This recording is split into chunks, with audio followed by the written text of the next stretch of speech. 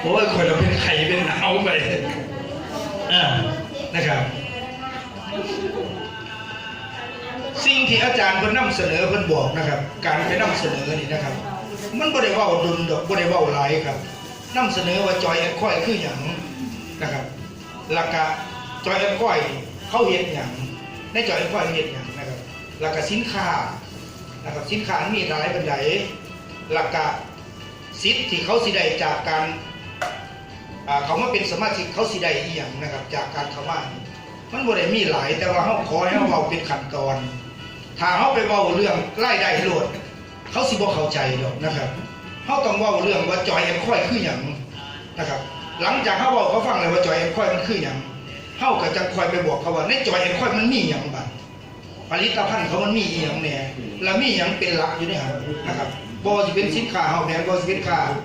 พวกพาร์ทเนอร์เขามารวมนะครับหลังจากนั้นเราก็จะคอยเว้าเรื่องรายได้ที่เขาสิเข้ามาเป็นสมาชิกเขาสิได้หยังจากการเข้ามาเป็นสมาชิกนะครับส่วนเรื่องระบบครอบครัวเฮาครั้งที่3ที่4ครับเวลาเขาไปนี่แหละเขาจะไปคอยคุยเขาฟังเขาจังสิคอยเข้าใจถ้าเขาไปเว้าเรื่องว่าเข้ามาแล้วสิได้โลดเว้าเรื่องรายได้เลยเขาบ่เข้าใจหรอกครับเขาบ่ฮู้ว่ามันเป็นหยังแค่ว่าจอยแอนคอยเขายังบ่ฮู้ว่าคือหยังนะครับเพราะว่าตอนนี้เดี๋ยวนี้ว่าจะเป็นไทยหรือลาวนะครับที่ผมเข้าไปนี่มันสิคือกันเพราะว่าหลายคนที่เขาเฮ็ดข้างเส้นก็มีขออนุญาตออกสื่อเนาะแล้วก็บริษัทอื่นๆอีกก็มีในลาวก็มีคือกันครับบริษัทอื่นบ่ได้ต่างจากไทยนะครับเพียงแต่แค่ว่าสิ่งที่เขาอยากรู้นั่นคือมันอีหยังนะครับจอยคอยมันเป็นหยังมันเขาเฮ็ดอีหยังจอยคอยเขาก็เว้าเป็นขั้นเป็นตอนให้เขาฟังเขาสิเข้าใจว่าเขาจะได้รู้ว่าโอ้นี่บริษัทจอยแอนคอยเขาเฮ็ดนี่เนาะแล้วก็มีสินค้าอย่างอยู่ในจอยแอนคอยเมื่อเขารู้แล้วว่าสินค้าเป็นสินค้าทั่วไปเวทเทเลสต่างๆเขาจังคอยเว้าเรื่องว่าถ้าเขามาเป็นสมาชิกแล้วเจ้าสิได้หยังจากการเขามาเป็นสมาชิกตรงนี้แค่นั้นเองครับรับรองว่าเขามาเมาแน่นอนนะครับผมเชื่อมันแบบนั้นเลยว่ามาแน่นอนนะครับบ้านนี้เขาจังคอยเชื่อมแซ่คืออาจารย์เพิ่นว่าไปแซ่นะครับซอยอันนี้เขาครับเขาสิเข้าใจเขาสิค่อยเข้าใจคันไปเว้าเท่าแรกเขาบ่เข้าใจหรอกครับแต่ว่าสมัครแน่นอนทั้งสมัครนะครับเขาสมัครอยู่หรอก450ครับถ้าเขาอยากได้ให้เขาปิดโปเขาต้องลงพื้นที่ไปหาเขาดูกันคือผมขึ้นไปดาดจึงนี่ผมขึ้นไป4เทื่อ5เทื่อ6เทื่อนี่นะครับผมขึ้นไปคืออาจารย์เพิ่นว่าแรกๆก็คือขึ้นไปคุยเรื่องเล่าเขาฟังซะก่อนแรกๆเขาบ่สนใจหรอกนะครับเขาบ่เชื่อนะครับเขาบ่เชื่อแต่พอเขาฟังเรื่องเล่ารายละเอียดมันแล้วเทื่อที่2เขาขึ้นไปเขาไปคุยเรื่องเล่าเขาฟังนะครับเทื่อที่3เขาจะไปคุยเรื่องแผนการตลาดเขาฟังเขาจะคอยคุยไปเทระอย่างครับถ้าเขาเข้าใจแล้วครับโกสินำมาเองครับเขาสิมาปิดโกงเขาเองคือเที่ยวที่ผมขึ้นไปนี่นะครับแรกๆสมัคร450ทั้งหมดนะครับบ่มีไผปิดโกงแต่ว่าบัตรโกมันสิมาเองมันเมื่อเขาเข้าใจแล้วว่ามันเป็นอย่างเขาสิได้อีหยังนี่มันสิมาเองบัดนี้มื้อละโก2โก3โกมานะครับเขาสิมาปิดเป็นฝากเงินเขามาปิดเองเขาสิเข้าใจนะครับหลังจากนั้นแล้วกันเอ็ด3นี่คืออาจารย์เพิ่นว่านี่ครับเอ็ด3นี่สิเป็นตัวเฮ็ดให้เขาฮู้เลยบัดนี้ว่าที่เขาเข้ามาสู่ระบบตรงนี้แล้วมันสิเกิดหยังขึ้นกับเขาในอนาคตเขาสิมองออกเองนะครับในอนาคตคือผมมาอยู่นำอาจารย์ทุ่มกันได้ปีนึงนี่แรกๆผมก็บ่เข้าใจนะครับทั้งที่ผมเคยเฮ็ดธุรกิจเครือข่ายบักหลายนี่แต่ว่าผมก็บ่เข้าใจแต่เรื่องแผนการตลาดผมเข้าใจแต่ว่าเรื่องอื่นผมบ่เข้าใจนะครับผมถึงได้มาเรียนรู้น้ำเราอยู่ปีนึงผมย่างนำกลอาจารย์ทุ่มอยู่ปีนึงปานนั้นผมก็ยังบ่ทันเข้าใจปานใดจนมาที่อาจารย์ทุ่มจังบอกว่ามันบ่ทันถึงเวลาบอกไงนะครับแม่นคือเป็นวายที่กับบางเรื่องเขาจะฝากไปบอกเขาถ้าไปบอกเขาแล้วเขาจะตกใจเดี๋ยวเขาสิบ่มา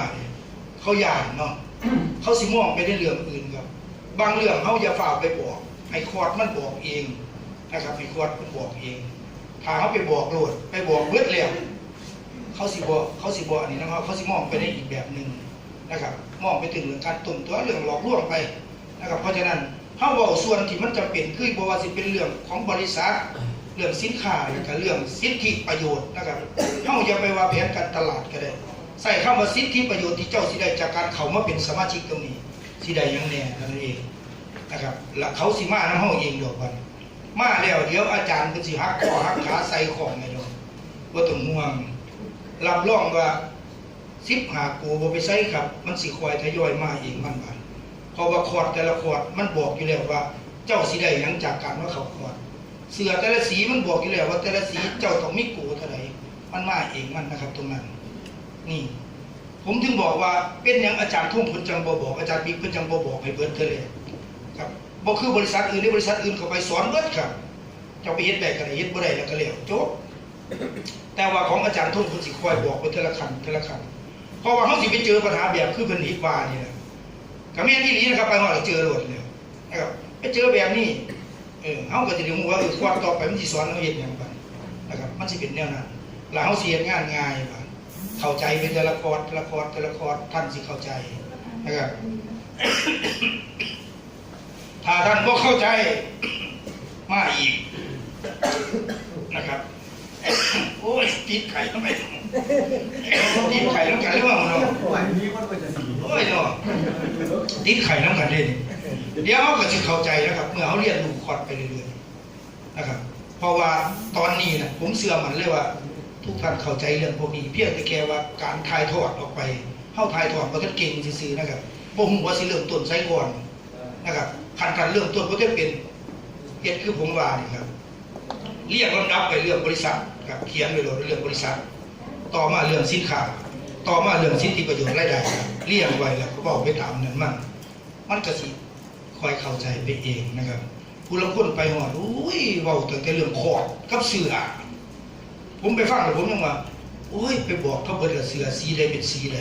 เกิดเขาถามว่าเสื้อแต่ละสีได้เดือนละเท่าไหร่เขาว่าจะสิตอบเขาว่าจังไดเนาะ